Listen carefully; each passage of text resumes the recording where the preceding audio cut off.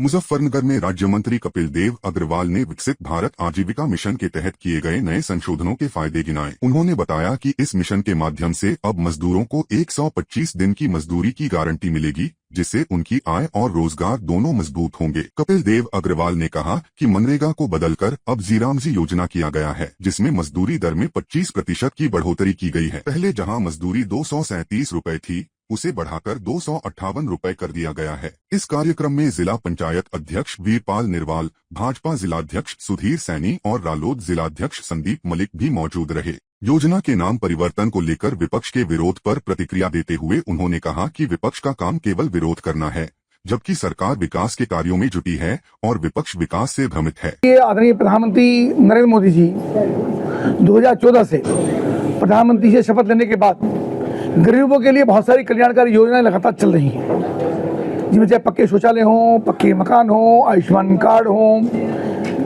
हर घर नल से जल हो, सबको राशन का वितरण हो, पक्की सड़कें हों, गांव-गांव तो सड़क निर्माण का काम हो। उसी क्रम में आत्मनिर्भर भारत 2047 तक देश कैसे विकसित राष्ट्र बने, उस क्रम के साथ योजना के संकल्प के साथ जो भारत आगे बढ़ रहा है, तो मनरेगा योजना के अंदर संशोधन करके उसको जी राम जी ये योजना लाने का काम हुआ, जिसके अंदर श्रमिकों का जो मजदूरी के दिन बढ़ा करके 25% उसके अंदर वृद्धि हुई। 100 दिन से 125 दिन करने का काम हुआ। समय में उनका भुगतान मिले, यानी 7 दिन के अंदर भुगतान उनको मिलेगा, उसकी गारंटी दी गई। इसके साथ साथ पक्का इंफ्रास्ट्रक्चर बनना, यानी अभी तक गड्ढे खोदना, तालाब की सफाई करना, यही काम होते थे, लेकिन अब पक्का इंफ्रास्ट्रक्चर, यानी चाहे सड़कें हों, चाहे नालियां हों, चाहे आंगनबाड़ी भवन हो, चाहे पंचायत घर हो, यानी गाँव का जो भी इंफ्रास्ट्रक्चर है उन सबको बनाने का काम, सामुदायिक केंद्र हो, ऐसे सब चीजें बनाने का काम, यानी पक्का इंफ्रास्ट्रक्चर इस योजना के अंदर बनने का काम होगा। उसकी मजदूरी बढ़ा करके 237 रुपए से 258 रुपए करने का काम किया गया। इसके साथ साथ सबसे महत्वपूर्ण बात यह है कि इसकी जियो टैगिंग होगी, यानी किसी प्रकार की अनियमितता अगर होती है तो उसे तुरंत पकड़ में आएगा। उनकी जियो टैगिंग भी, उनका बायोमेट्रिक प्रेजेंस भी, ये सब चीज होने का काम होगा। तो जी राम योजना के माध्यम से हमारे गाँव आत्मनिर्भर होंगे तो उत्तर प्रदेश आत्मनिर्भर होगा, उत्तर प्रदेश आत्मनिर्भर होगा तो भारत आत्मनिर्भर होगा। आदरणीय प्रधानमंत्री मोदी जी ने, शिवराज सिंह चौहान जी ने और आदरणीय मुख्यमंत्री योगी आदित्यनाथ ने उत्तर प्रदेश में उसका बहुत ही शानदार तरीके से लागू करने का काम किया है। प्रधानमंत्री जी का, कृषि मंत्री जी का और मुख्यमंत्री योगी आदित्यनाथ जी का हृदय की गहराइयों से धन्यवाद करता हूँ अपने जनपद मुजफ्फरनगर की ओर से कि उन सब ने ऐसे ला करके, और जो किसानों का सबसे मुश्किल काम था कि वर्किंग के टाइम में, यानी बुआई के समय और कटाई के समय किसान को श्रमिक नहीं मिलते थे, तो 60 दिन का गैप इसके अंदर दिया गया ताकि गाँव के अंदर मजदूरी कर सके, गाँव के अंदर काम कर सके और किसान के साथ बेहतर तालमेल और समन्वय में उसका बनने का काम हो सके। 60 दिन मुक्त करके बाकी 6 दिनों के अंदर वो श्रमिक काम कर पाएंगे। ऐसी योजना जो जी राम जी आई है, उसके लिए प्रधानमंत्री धन्यवाद। मुजफ्फरनगर के रोड स्थित कृष्णा पैलेस में भारतीय किसान यूनियन द्वारा युवा संवाद सम्मेलन का आयोजन किया गया, जिसमें मुख्य अतिथि के रूप में बीकेयू प्रवक्ता राकेश टिकैत मौजूद रहे। सम्मेलन को संबोधित करते हुए राकेश टिकैत ने कहा कि संगठन 25 से 35 वर्ष तक के युवाओं को ट्रेड से जोड़ने का काम करेगा, ताकि युवा नशे से दूर रहें और खेती किसानी की ओर लौटें। उन्होंने युवाओं को कोल्ड ड्रिंक से दूर रहने और दूध व लस्सी पीने की सलाह दी। टिकैत ने धरनों को लेकर कहा कि कोई भी आंदोलन 72 घंटे से पहले समाप्त नहीं होना चाहिए। मनरेगा का नाम बदलकर जी राम जी किए जाने पर उन्होंने कहा कि केवल नाम बदलने से कुछ नहीं होता, मजदूरों की मजदूरी बढ़ाई जानी चाहिए। वहीं महानगर अध्यक्ष गुलबहार राव ने युवाओं से संगठन से जुड़कर नशा छोड़ने और समाज हित में काम करने की अपील की। आज भारतीय किसान यूनियन ने आज एक युवा सम्मेलन रखा। अब बढ़िया आज पहल की मैंने चौधरी साहब के आदेश पर। भाई चौधरी साहब ने बता ही दिया सारा, युवा में अनुशासन होना चाहिए। आज हमें भी देखने को मिला थोड़ा अनुशासन कम था यहाँ, पर फिर भी सीखते सीखते सब ठीक हो जाएगा। हाँ तो वो टिकैत साहब ने सही कहा ना भाई, अभी यहाँ से लगभग 3-4 घंटे बैठने में भी कोई उठ के जा रहा, कोई कुछ जा रहा, कम से कम 72 घंटे तो बैठना चाहिए अपने बात को मनाने के लिए। कि 30 घंटे में ही चला जाएगा। सही कह रहे हैं। युवाओं के लिए मेरी अपील है भाई, अच्छा संगठन में जुड़े, अच्छे काम करें, अपना गलत काम से दूरी करें। मेरी खुद की अपील है। ये शुरुआत करी है और इसमें से अब की बार तो दूसरे लोग भी इसमें आए।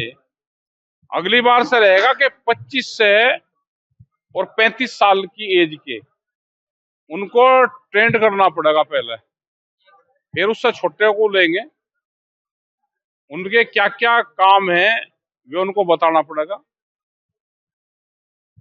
तो ये कोशिश कर रहे हैं कि यूथ को जोड़े, वो खेती से भी जोड़े, नशे से भी हटे, उससे भी जोड़े, और सेवा भाव जो काम करने की पद्धति है उससे भी जोड़े, जो वॉलंटियर है उससे भी जोड़े, क्योंकि उनको ट्रेनिंग देनी बहुत जरूरी है। बिल्कुल नहीं बैन नहीं, हमने ये कहा कि मत पियो उसको। बैन से तो कौन रुकने लग रहा है, हर के घर में उसमें फ्रिज में वही पावे हैं, क्योंकि एक के साथ एक फ्री चल रही। भाई दूध पियो, आप लस्सी पियो, नींबू पानी पियो, आप फल फ्रूट का जूस पियो, तो देश के किसान को, मजदूर को फायदा होगा। कोल्ड ड्रिंक का इन पेय पदार्थ का इस्तेमाल करोगे तो देश की बड़ी जो कंपनी है उसको फायदा होगा। नशाखोरी की तरफ जा रहे तो छुटाने का काम करेंगे हम। नशे को एक अभियान के तौर पर लेंगे कि नशा छूटे। अभी ये पता चला कि बहुत क्षेत्र में हमारे इसमें ड्राई नशा भी चला है, और पुलिस प्रशासन से भी हमारा है कि जो इसका बेचने का कारोबार कर रहा है उस पर सख्त कानून के तहत कार्रवाई इसको।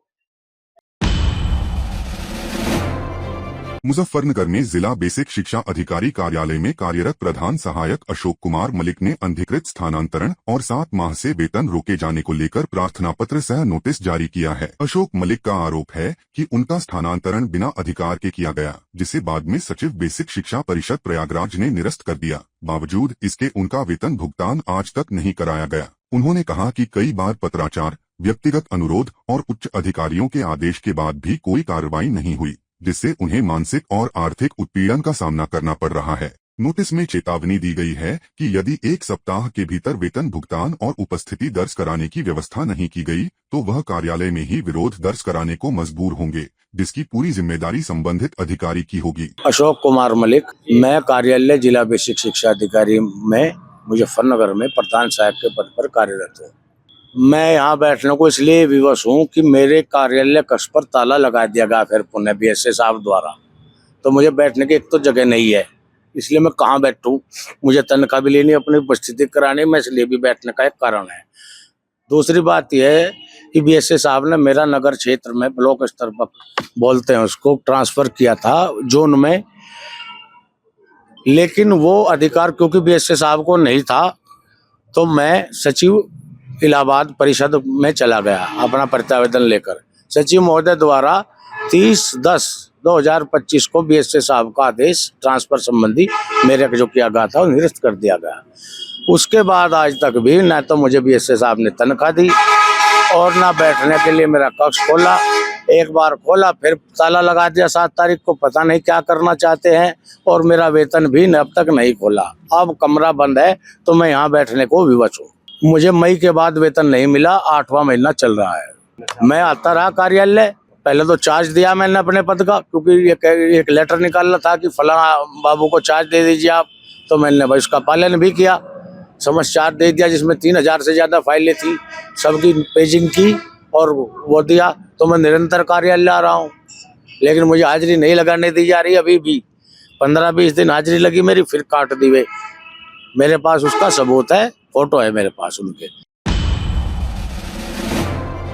मुजफ्फरनगर जनपद के बुढ़ाना तहसील स्थित ग्राम खरड़ के जूड़बंजर गांव में प्रस्तावित स्पोर्ट्स कॉम्प्लेक्स का निर्माण विवादों में घिर गया है। ग्राम समाज की खसरा संख्या 1148 की स्वीकृत भूमि पर लगभग 8 करोड़ रुपए की लागत से स्पोर्ट्स कॉम्प्लेक्स निर्माण को शासन की मंजूरी मिल चुकी है और निर्माण निगम द्वारा कार्य भी शुरू कर दिया गया था। आरोप है कि स्पोर्ट्स कॉम्प्लेक्स से सटे कुछ दबंग लोग, जिन्होंने पहले से ही भूमि पर अवैध कब्जा कर रखा है, निर्माण कार्य में बाधा डाल रहे हैं और स्थान परिवर्तन का दबाव बना रहे हैं, जबकि निर्माण पर लाखों रुपए खर्च हो चुके हैं और भूमि से पेड़ पौधे भी हटाए जा चुके हैं। अब प्रार्थियों ने जिलाधिकारी से मांग की है कि स्वीकृत स्थान पर ही निर्माण कराया जाए और अवैध कब्जाधारियों की पुनः पैमाइश कर कार्रवाई की जाए। धर्मवीर खरड़ अजी स्टेडियम के माध्यम से आए और ये देवभूमि है जो वहाँ पहली पुरानी उसमें मंजूर हो रहा। उस पर काम चालू हो गया था। ये फिर ये कुछ किसान है जो वहाँ के ये जबरदस्ती रुकवा रहे उसे, बस उन्होंने तोड़ रखी हुआ और छुटवानी चाह रही है अपनी तरफ में वहाँ से। किसानों का ये है जी, किसान ही है ये वहाँ से। ये नो कह रहा कहने से यहाँ से हटाओ उधर ले जाओ। हाँ जी, रोड़ा बन रहा है उसमें, वही तो ये चाह रहे हैं कि वो काम पूरा हो, वहीं जहाँ पर रास्ता हो रहा है वहीं बन जा। मेरा नाम अमित मलिक है, मेरा गांव खरड़ है। आज डीएम साहब के आने का ये कारण है कि हमारा गांव खरड़ में एक देवीय स्थल है जूड़ में, और वहाँ 2014 से लगभग एक युवा कल्याण विभाग के खेल के लिए एक स्टेडियम का प्रस्ताव गांव की ओर से दे रखा था। और पिछले जो हमारे ये माननीय मंत्री थे संजीव बालियान जी, इनके अथक प्रयास से मोदी जी की स्कीम है कि खेलो इंडिया, इन सब के जयंत चौधरी जी के प्रयास से, जो हमारे राष्ट्रीय अध्यक्ष भी हैं राष्ट्रीय लोकदल के, उनका भी यही फोकस है कि भाई ज्यादा से ज्यादा स्टेडियम बनाया जाए, बच्चों को खेलने का मौका लगे। तो उन सभी के अथक प्रयास से, सहयोग से हमारे वहाँ एक स्टेडियम का निर्माण होने जा रहा था, और वो प्रस्तावित भी है, निर्माणाधीन भी है। पर उसके आसपास कुछ किसानों को समस्या है, कुछ उनकी जमीन है उन्होंने उसमें कुछ बाधा डाल रखी, दबंग टाइप के वे लोग हैं। तो हम तो यही अनुरोध डीएम साहब से करने आए कि भाई योगी जी का भी फरमान है, उनका भी एक कड़ा संदेश है कि कब्जा मुक्त सारी जमीन होगी। वो तो देवी स्थल है, वहाँ तो परमार्थ का जुड़ा हुआ काम है, और क्षेत्र की जो है सबकी उसके साथ भावना जुड़ी हुई है कि स्टेडियम का अतिशीघ्र निर्माण हो। जो किसानों की वहाँ जमीन है, अगर किसी की जमीन घट रही तो उसकी पैमाश करके उसकी पूरी कर दी जाए। अगर किसी पे फालतू है तो स्टेडियम के काम में ली जाए। किसी भी किसान का ना तो कोई रास्ता रुके ना कोई मार्ग रुके, उन्हें रास्ता भी मिला, उन किसानों की जमीन भी सबकी पूरी हो जाए। गांव के क्षेत्र की सबकी एक ही आशा है कि ये स्टेडियम का जल्द से जल्द निर्माण हो जाए। और ये देव भूमि है हमारी, ये पौराणिक बहुत पौराणिक भूमि है। यहाँ कदम के पेड़ जो खरड़ में है वो मथुरा के अलावा कहीं नहीं है। महाभारत कालीन यहाँ मंदिर है, तालाब है, हजारों वन्य जीव है। तो उन सब को सुरक्षित करवाने के लिए हमें भी मदद करें, प्रयास करें। देखिए, उनके बयान का मैं निंदा करता हूं, और हिंदुत्व भारतीयों का है, भारतीय सभ्यता का है। और उनके जो नेता हैं जो आज के दिन में स्वर्गीय हो चुके हैं, वो खुद ही 70 साल देश को, जनता को समझने में लग गया। पंडित जवाहरलाल नेहरू पंडित नहीं थे, और खुद हिंदू नहीं थे, और दूसरे धर्मों के नहीं थे। तो ऐसी जिसकी जड़ी ऐसी हो, उसके मुंह से क्या सुन सकते हैं? ये तो कांग्रेस का पुराना पाकिस्तान का प्रेम है, सब जनता जानती है। इसीलिए जनता सत्ता से दूर कर रही कांग्रेस को, कि पाकिस्तान को किस रूप में देखना चाहती है जनता, पाकिस्तान के आतंक को कैसे मिटाना चाहती है जनता, हमारी सरकार है। तो आज के दिन में इनका जो बयान है वो गलत है। सबको मालूम है कि बंगाल में किस तरीके से आतंक बचा हुआ है। उसका अंत भारतीय जनता पार्टी और सभी देशवासी मिलकर, बंगाली एक रह गया जिसको ख़त्म करेंगे। देखिए, SIR एक संवैधानिक प्रक्रिया, और संवैधानिक प्रक्रिया में किसी वोट डालना सबको पता है। मरे हुए को नहीं डालना, शिफ्टेड को नहीं डालना, बोगस को नहीं डालना है, और जिसको 2 जगह नाम एक ही जगह डालना है, इसकी प्रक्रिया में हो गई है। अब जिसका नाम जोड़ना, फार्म 6 भरे, जो गलत कहीं है तो 7 भर के कटवा दे। इस प्रक्रिया में लगना चाहिए राजनेताओं को, और न कि बयानबाजी और लोगों को भ्रम में डालने का। नहीं, बिल्कुल। जब महान नेता का यात्रा हुआ है तब बिहार को उसका फ़ायदा मिला है। ये बिहार की जनता भी समझती है, जो बिहार के लोग हैं वो भी समझते हैं, अधिकारी भी समझते हैं। और हम लोगों ने तो हमेशा कहा है कि आने वाला 5 साल बिहार के समृद्धि का, आर्थिक मजबूती का ये 5 साल है। तो ये इस यात्रा से नए योजनाओं के निर्माण, जनप्रतिनिधियों से मुलाकात, उनसे विचार विमर्श, कार्यकर्ताओं से, उसका फ़ायदा मिलेगा आने वाले समय में बिहार की योजनाओं के निर्माण में। देखिए, अब इतना बड़ा मैंडेट और इतना मिला है, तो इसमें तो अब कुछ न कुछ तो बोलेंगे ना। ठीक है, उनकी अपनी सोच है, अपना तरीका है। ये सब देखिए, ये सब ना देश में इस तरह का बयान से देश में विभिन्न भाषा के प्रति इस तरह के शब्दों का प्रयोग जो है वो देश हित में नहीं है। और वो अपनी राजनीति, मराठा राजनीति के चलते ऐसी भाषा का प्रयोग बीच बीच में करते रहते। देखिए, मणिशंकर अय्यर जो हैं कांग्रेस के नेता हैं, और कांग्रेसों की मानसिकता संतुलन ही दर्शाता है कि इनको लोगों को तो हिंदू के विषय में और हिंदू धर्म के विषय में, सनातन के विषय में इनको ज्ञान भी नहीं है, मगर ये केवल बोलना जानते हैं और विपरीत बोलते हैं, जो करोड़ों सनातनियों के आस्था पर चोट पहुंचाने वाला यह बयान है। अगर इनकी हिम्मत हो तो इस्लाम धर्म पर बोल करके देखें, नबी पर बोल करके देखें, तो आज इनकी क्या हालत होती।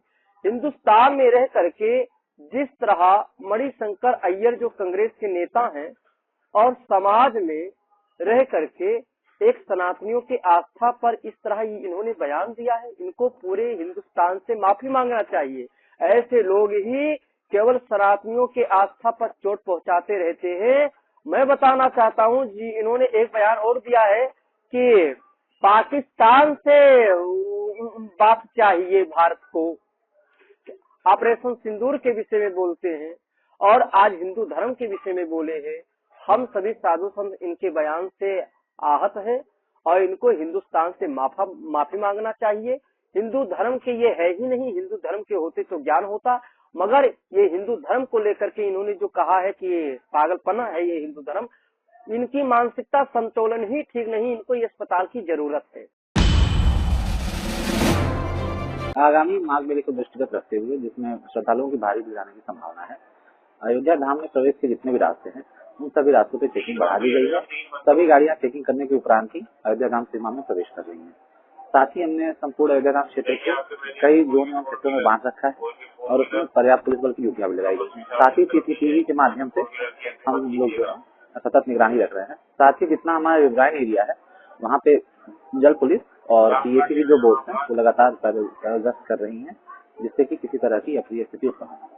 घाटों पे किस तरीके से सुरक्षा व्यवस्था है? घाटों पे पर्याप्त पुलिस बल हमने लगा रखा है। घाट को भी एक जोन बनाया गया है। साथ ही वहाँ पे पीएसी और हमारी जल पुलिस की जो बोट्स हैं वो सतत तलाशी है। सत्यापन भी किया गया है ठेले पहुंचे वाले का? हाँ, सड़क पे लगने वाले जितने भी दुकानदार और ठेले और रेहड़ियां हैं उन सभी के दुकानदारों के पतों का सत्यापन किया है।